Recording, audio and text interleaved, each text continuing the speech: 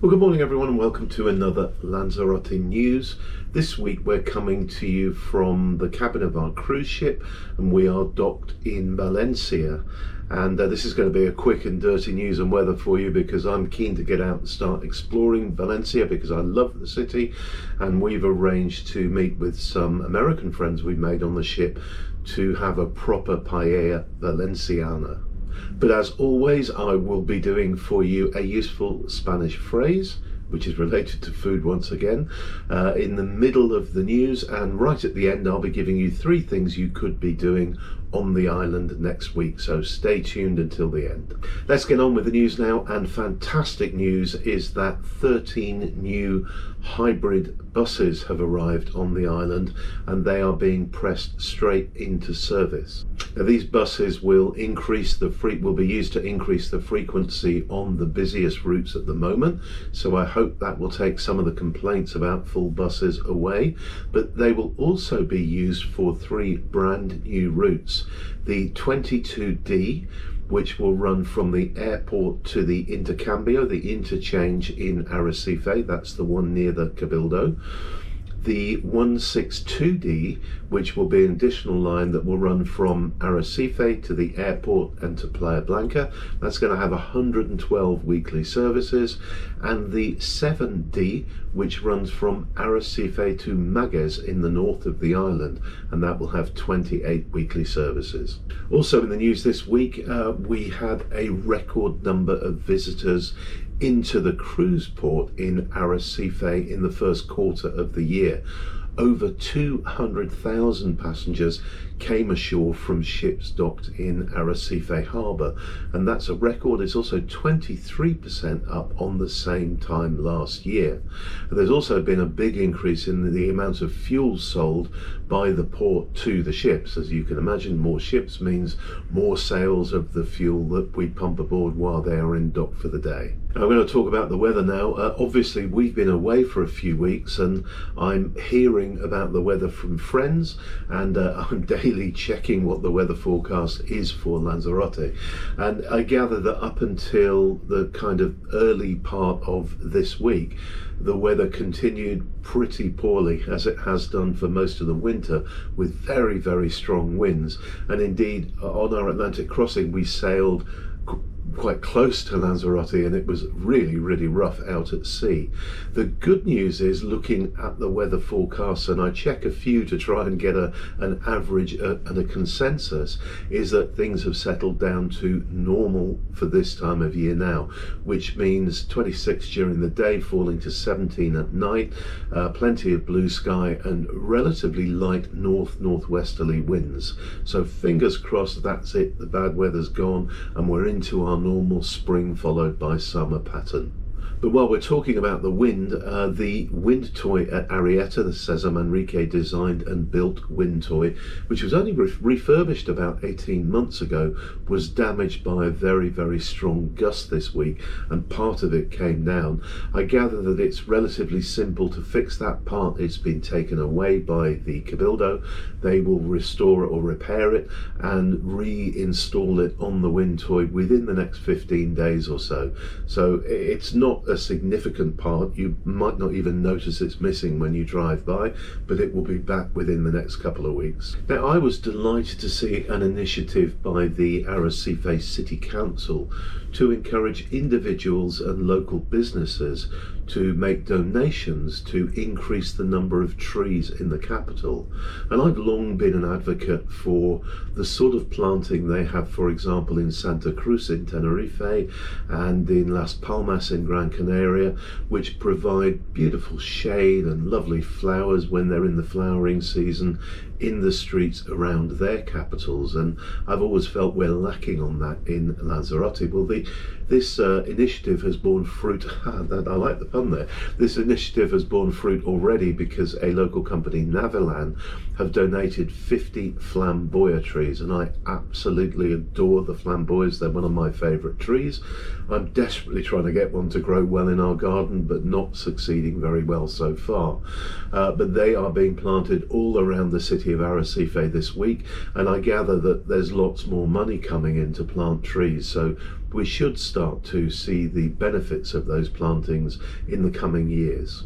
Now let's do our useful Spanish phrase of the week. And I try to keep these really simple because these aren't Spanish lessons. They're just about giving you the odd word you can use, which is more accurate than, just using sign language and a bit of Spanglish. And this is when you want to say that the food you've been given was really, really good. Now in English you'd say, oh, that soup was absolutely fantastic. I really enjoyed it, thank you. In Spanish, you would say, que rica la sopa. So you're saying, how rich, how wonderful the soup. And you can apply that to anything. So you could say, que rica las gambas.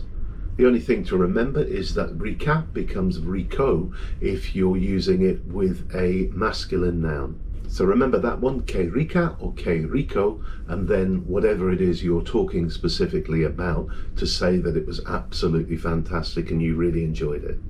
So next up we had more great news about the Canarian economy, and inflation on the islands has fallen to just 1.6%, and this is compared to the Spanish figure for the whole of Spain of 2%. So the Canaries are outperforming the rest of Spain, which is doing pretty well in terms of inflation anyway. So prices only rose in the first quarter of this year by 1.6%. And a few people have been asking me about the new urban park in Playonda and why it's all still closed off, and it is. The fencing, the temporary fencing is all still around it. So I did some digging and I found out this week, and it's a bit frustrating this, but the answer is that there's been an issue getting the connection to the electrical grid at the park and then getting the sign off from the electric company that it's all okay. And they can't actually give me a date for when it's opening yet. They're just saying soon. So fingers crossed that I'll be carrying the news in this bulletin sometime over the next week or two to say, yay, it's open. We had yet another record at the airport in March, and bear in mind that Easter this year didn't fall until April, but in March of this year we had just a smidge under 800,000 passengers transiting through.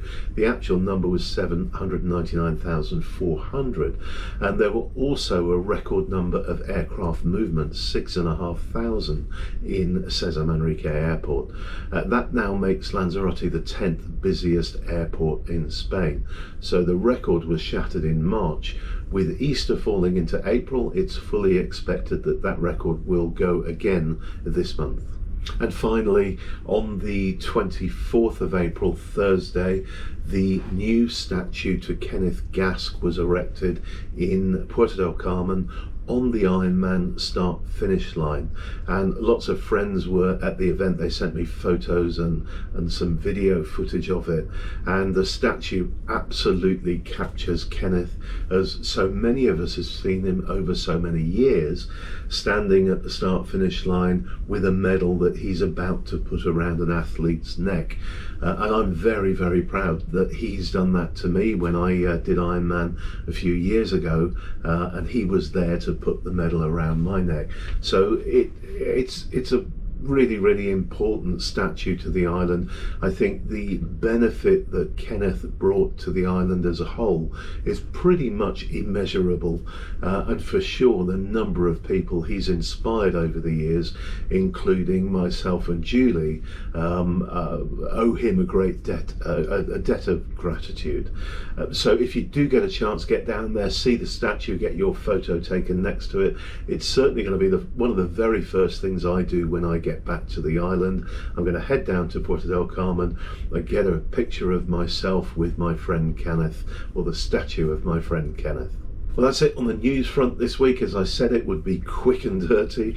I'm raring to get off the ship and go and find Julia, who is already wandering around the town of Valencia. And it's time just to give you the 3 things that you could be doing if you're on the island next week. Now, the first 2 I'm going to suggest to you are both on Saturday the 26th. If you're watching this on YouTube, that means today. And the first is called Homenaje a Tanaho. So it's an homage to Tanaho. And this is an event that's taking place in the main plaza in Tanaho, which is called Plaza de los Dolores, and it runs from 11 in the morning until 6 in the evening. It's completely free to get into, and there's loads of stuff going on throughout the day. There's a big inauguration ceremony at 11 o'clock. There are lots of events going on. There's a food market there, an agricultural market as well, and then it all finishes off with a display of Canarian wrestling in the afternoon. So that will be quite an interesting thing to go along and enjoy if you're on the island on Saturday the 26th. But if that's not your cup of tea, how about going down to Puerto Calero to see Malva Soul, which is a feast of electronic music which is taking place at Restaurante Amora in Puerto Calero, and it runs from 3:30 in the afternoon until 11:30 at night. And it looks like the acts on there include El Mukuku, Emma Play and Mr. Paradise, but it's all about electronic music, and that's in Puerto Calero on Saturday. And before I give you the final thing you could be doing next week, let me just remind you, please, if you have indeed liked this video, please give us a like. If you've got any questions for me about this video or anything really related to Lanzarote, just stick them in a comment below. I read every single comment and I will always endeavour to answer your questions. And if you haven't already subscribed to the channel, please do so. We put out 3 videos a week, one on a Tuesday, one on a Thursday, and this one, the news one, every Saturday. Thank you so much for watching, and now let's just go to the final thing you could be doing next week. And this is the Cheese and Goat Fair. Now this is an event that ran for a number of years leading up to COVID, and it ran in Playa Blanca, and it was absolutely brilliant. I loved it. We always used to go. It was one of those things that stopped during the COVID period and never really came back, but this year it is back, and it runs from the 2nd to the 4th of May, but it's in a new venue this time. It's now going to be in the municipal capital of Yaitza rather than the tourist resort of Playa Blanca. Now it's completely free to go into. You'll find people selling produce there. Obviously there will be a lot of people selling their cheeses there and giving you cheese tastings, and there will be talks on the cheeses and lots of other events, including live music and wonderful food and wine and stuff like that for sale. So that's in Yaitza. It's right by the Ayuntamiento, which you can't really miss, which is in the centre of Yaitza, and that takes place from the 2nd to the 4th of May. We don't actually have a programme for it yet. We'll publish it when we do, but just rock up and plan to spend an hour or two there between those 2 dates if you fancy going along to that. So once again, thank you so much for watching. We really do appreciate our viewers, and we'll be back the same time next week. And the good news is I'll be back in my more normal location, back at home in Lanzarote, and hopefully sitting in the garden under our pergola. Bye for now, everyone, and have a great weekend. Bye.